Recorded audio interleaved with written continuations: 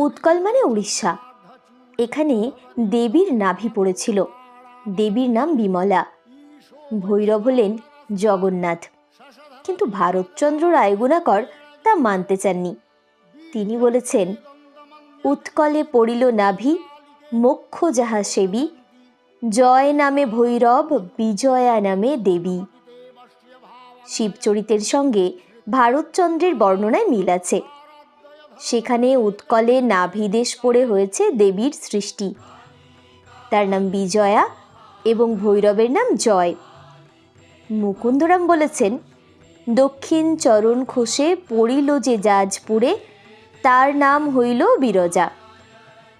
1806 সালে শম্ভুনাথ কর বৈতরণী জাজপুরের এক ব্রাহ্মণের কাছ থেকে 51 পীঠের নাম সংগ্রহ করেছিলেন। তাতে উৎকলের কথা বলা ছিল।